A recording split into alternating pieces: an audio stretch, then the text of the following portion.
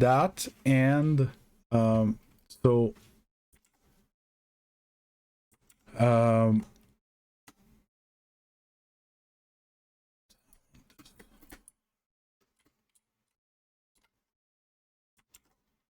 so in threes, as the last man, if you go too high in MMR, the midline is a bit too close. In threes, I hang out on this line. See those 3 pads? And when the play goes, let's say right to left, I drive on these pads and then I turn forward to go play it. Because if it's switch side, most likely it's going to be our third man that plays it. The other thing that there is as well, but you can still use these pads even if you're playing twos, okay? And then there's this diamond over here that like you're going this way and you're like, I'm not going to be needed soon, so I can do this, you know, get those pads, or the safe route, you know, the other way. You can use them. And yes, maybe pick up the boost and go, but depending on your setup, sometimes I leave that boost for my teammate. So if the play switches side, your teammate's most likely gonna end up here, so he's gonna rotate this way. So if I have a decent amount already, I leave it up for teammate and I play the ball.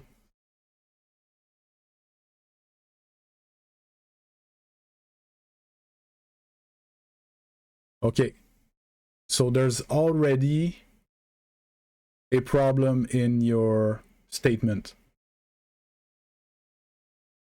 So if you're missing opportunities to dunk an opponent, it means that you're taking a 50-50 with them. It means you shouldn't go. You see what I mean? Because a 50-50 as it's more than that. Okay, you mean just get a scoop on the ball. That just you know, finish it far post type thing. A ball that was missed. Okay. So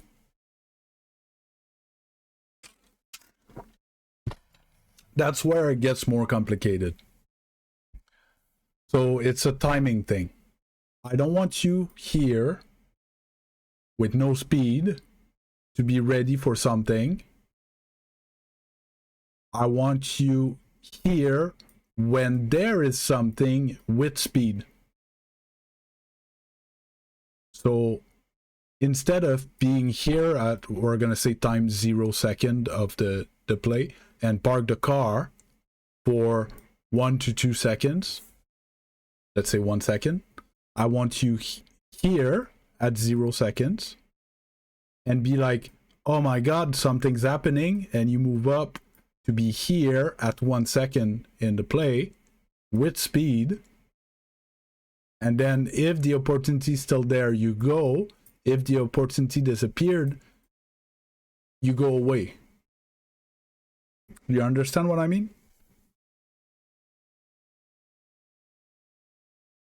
It's if you get in position too early, you're going to have to stop. And if you stop, your coverage zone goes down a lot.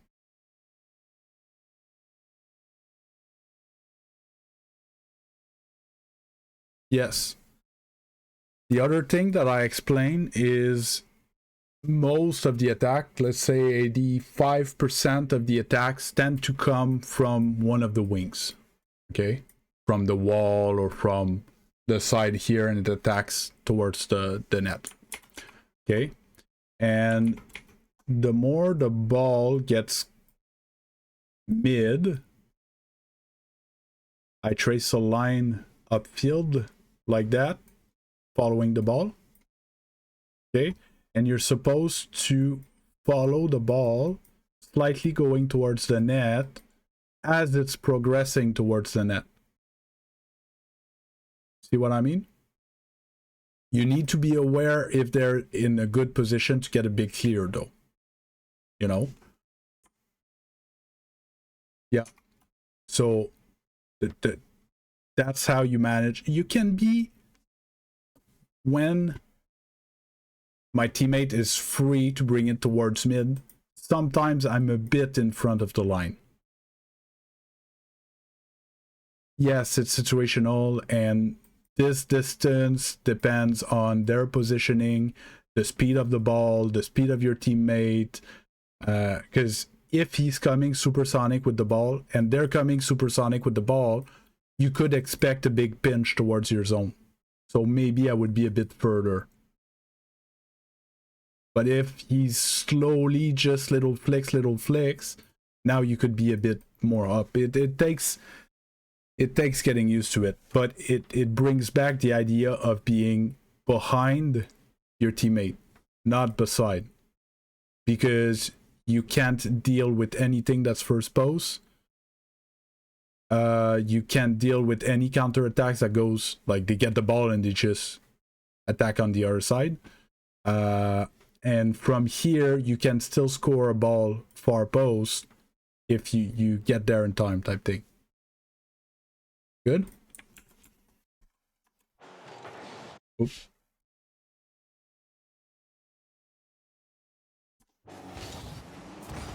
Oof. That was not sexy. Yeah, you're first to that ball. Just chill.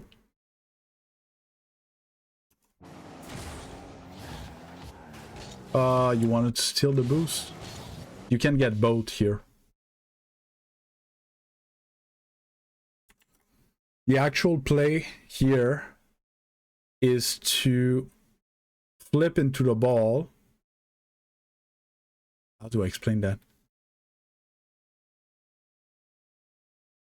You were trying to wave dash. I wouldn't have wave dash. You don't need that. So you drive to the ball. Okay. And then you jump, you hit the ball. And then you flip there. So the ball is going to roll on the wall like this. And then you pick up the boost like this. And you whoop in their net. Because he's overcommit. He's not reaching this ball and he's not reaching this boost. Normally, there's nothing he can do.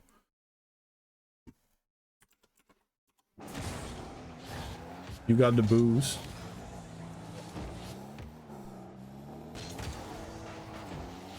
Okay, let teammate play. That's good. Yeah, too close. Much too close. You saw it there? So here your teammate goes, like, slow down. If he, like, it's his ball, just chill, just drive towards there and look. Here you're boosting much too much, you're way too close. So then you can't go for this ball. Because if you're here, this is free shot on net. It's a little floater. Like, it's so free. Any good shot on net, that's goal.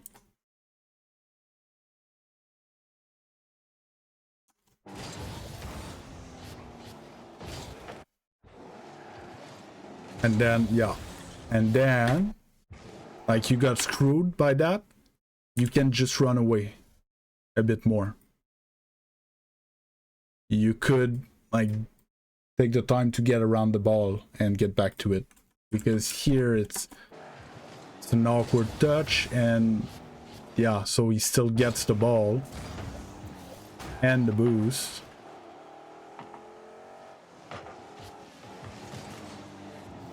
I like that. You didn't throw yourself.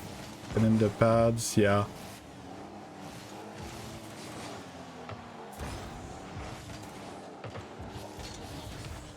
Okay. Just want to come back.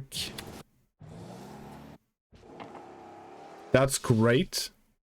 Okay. The pads that you picked up, but you need to get back to net. And then maybe you do that loop again instead of going all the way there and then defending backwards. And do you know what I mean? Because here I was scared that he takes a good flick on net. Your teammate cuts it. And yeah, I would have went wider again. None. So you no, none. Give me the pen. There you go. So you went like this. That was great. I would have I would have cut towards the net, and basically in that stretch, most likely you would have seen if you need to cut to the first post or not. But in that case, your teammate was going again, so most likely you could have went to the back post. Okay, and then your teammate kind of goes again, so you could have, I don't know, picked up pads like this or something, or maybe just get this one, or but you need to defend the net, and you have enough boost to defend the net. It's, yeah, you're a bit too close, and then you force yourself to defend backwards, and it's gonna make your job much harder. And see, you missed that pad here. So while you were doing that loop, might as well do it on this pad, maybe get this one and come back. Not sure. This one's a bit far, depending on what happens. Because now I think you're gonna put yourself back in the same awkward position. Player view. Yeah, and now you're awkward. Very awkward. No.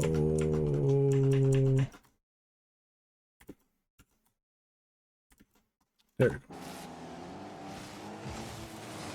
That's fine. Save your boost, that's great. Good patience. Getting on the backboard was a good idea. You're allowed to get that boost. Yeah,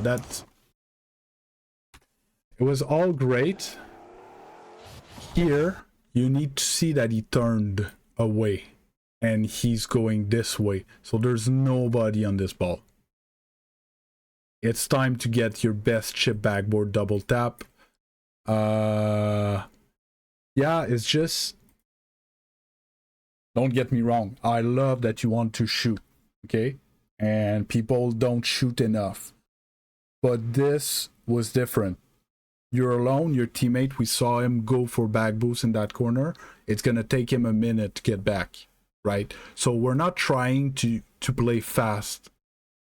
We have a nice free ball. We could catch it and then flick. We could get that, you know, that chip. We just parked the car in the right place. The ball hits the ground, then our bumper and goes back up. Especially with the Dominus, it's going to be a hard one, but you could practice it. So then you know, you can go for double tap, air dribble, whatever. It's your time to shine. You should have taken the time here, because on top of it, it was a hard shot. The other thing, if you want to take a shot, wait for the bounce. If you really want to take a shot, wait till that ball bounces and take a power shot on the bounce. Because a volley with a ball that comes in real quick is very hard.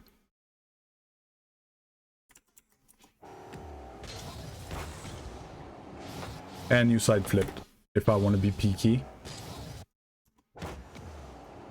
That was a side flip. So your flip didn't really impact the ball much. Good bump. Yeah. Oh, that's very common. So this is great. That was a speed flip. Yeah. But it was not, though. That's the problem. So this is great. You do your play. You rotate, get a bump on the way, but then you need to cut mid. I don't want you to fall back towards defense on the same side that the ball's coming. We don't want that. Well, here you need to cut left and get the pads on the football.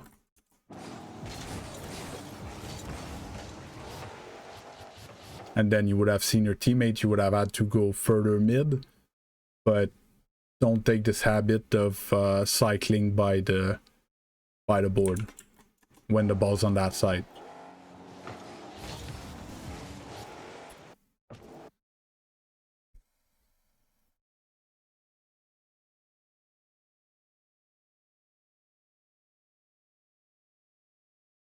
Do you play controller or keyboard?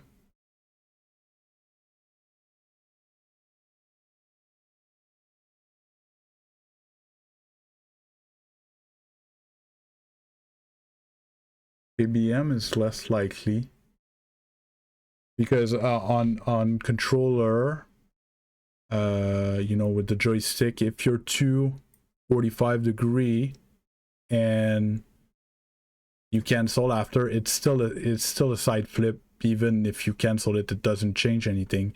An actual speed flip, I'm at 209. An actual speed flip,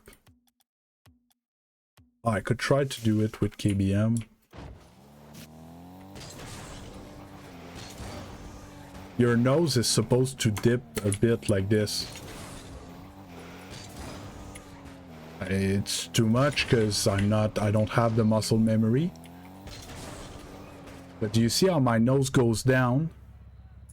Yours really went, you know, like this.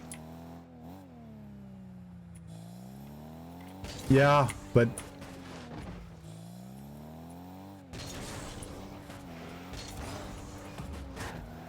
because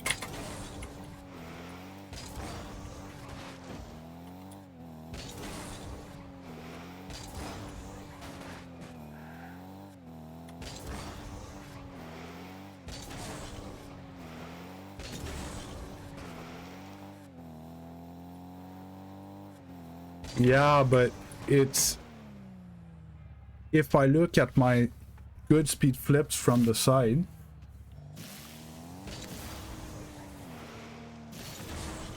like my nose always dips. Do you see? My nose is supposed to point down when I speed flip.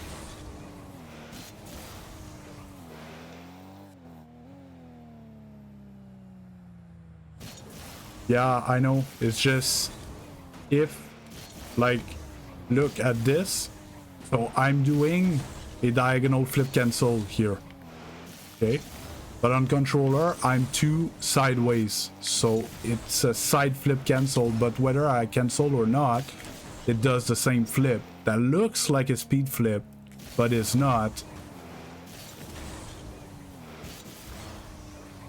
Do you see the difference?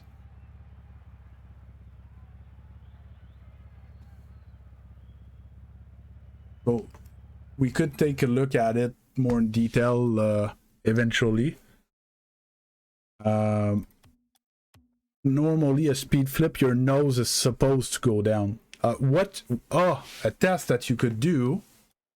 I have a good test for that. Okay. So if you speed flip and then you let go of the cancel. Okay. Did you see how my nose shot right back up? I'm gonna do it again. Okay. If you do the one that I say that is not a speed flip, see, when I uncancel, it doesn't go back up. I let go of the joystick a bit there. See, there it didn't. It looks like a speed flip, but it doesn't behave like a speed flip. Speed flip, when you let go, see, it's clear that it goes back up.